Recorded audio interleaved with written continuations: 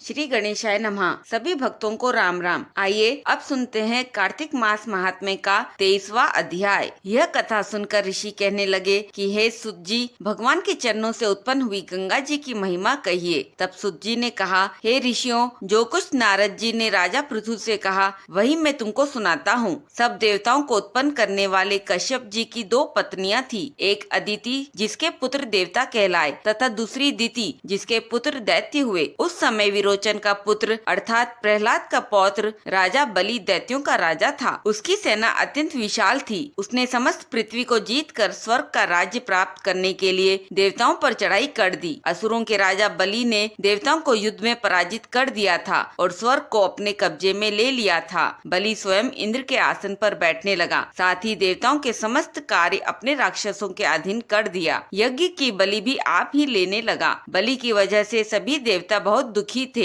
दुखी देवता अपनी माता अदिति के पास पहुँचे और अपनी समस्या बताई। इसके बाद अदिति ने पति कश्यप ऋषि के कहने पर एक व्रत किया। अदिति की घोर तपस्या से चिंतित होकर राक्षस माया से देवताओं का रूप धारण कर अदिति के पास जाकर कहने लगे कि हे माता, तुम हमारे लिए इतना घोर तप क्यों कर रही हो? आत्मघात करना सब शास्त्रों ने पाप बताया है, अतएव आप तप छोड़कर अपने पुत्रों को सुखी कीजिए। परंतु यह सुनकर भी अदिति समाधि से चलायमान ना हुई। तब उन्होंने अदिति को मार डालने का निश्चय किया। अतएव उन्होंने अदिति को जीवित जला देने के लिए उस स्थान में आग लगा दी, परंतु उस अग्नि में दैत्य स्वयं जल गए। अदिति को किसी प्रकार की हानि नहीं पहुंची और न उन्हें इसका कुछ पता चला, क्योंकि भगवान ने अपने चक्र सुदर्शन से अदिति की रक्षा की। भगवान विष्णु स्वयं अदिति के सामने प्रकट हो गए और कहने लगे कि हे देव माता, तुम्हारे इस कठिन तप से हम अत्यंत प्रसन्न हैं, इसलिए वरदान मांगो। तब अदिति ने हाथ जोड़कर भगवान की स्तुति की। हे भगवान, आप मेरे पुत्रों की रक्षा कीजिए। हे भगवान,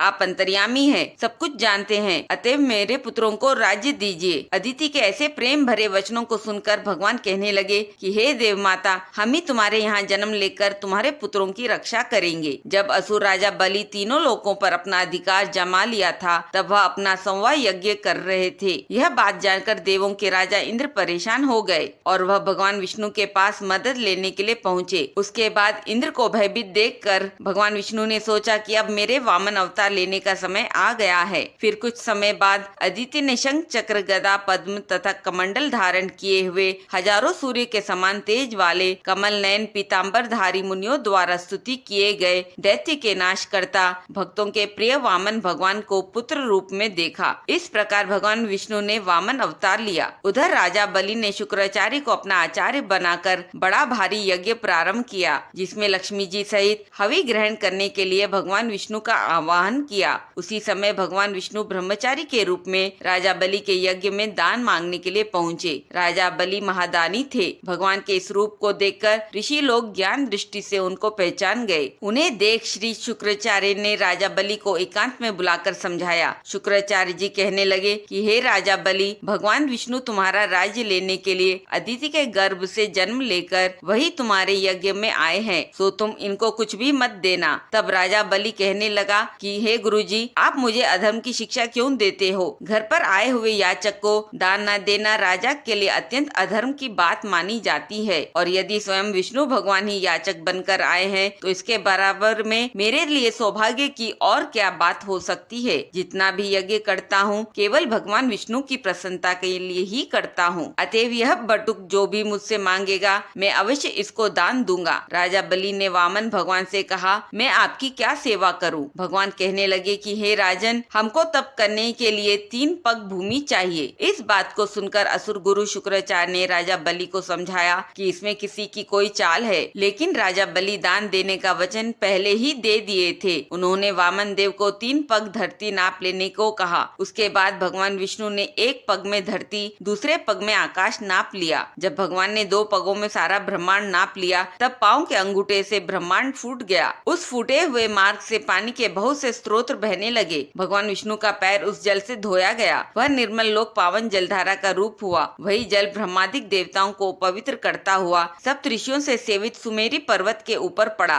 तथा गंगा के नाम से विख्यात हुआ। फिर भगवान विष्णु ने कहा कि तीसरा पग कहाँ रखे? इस पर राजा बलि ने कहा कि अब उनका सिर ही बाकी बचा है, उस पर रख दे। राजा बलि के दानशीलता और वचनबद्धता से भगवान विष्णु बहुत प्रसन्न हुए और उन्होंने बलि को पाताल लोक का राजा बना दिया। इस प्रकार भगवान ने देवताओं को सुंदर स्वर्ग तथा बलि व अन्य दैत्यों को रसातल दिया। इतना सब कुछ करके विराट रूप भगवान वामन रूप हो गए। तब देवताओं तथा ऋषियों ने भगवान की स्तुति की। तदंतर भगवान वामन तप करने चले गए। इस प्रकार ऐसी पावन गंगा की उत्पत्ति भगवान के चरणों से हुई है, जिसके स्नान एवं स्मरण मात्र से जन्म जन्मांतर के पाप नाश हो जाते हैं। इस प्रकार कार्तिक महात्म्य का 23वां अध्याय पूर्ण हुआ। ओम नमो भगवते वासुदेवाय नमः। बोलिए श्री हरि लक्ष्मी जी की जय। बोलिए श्री विष्णु भगवान की जय।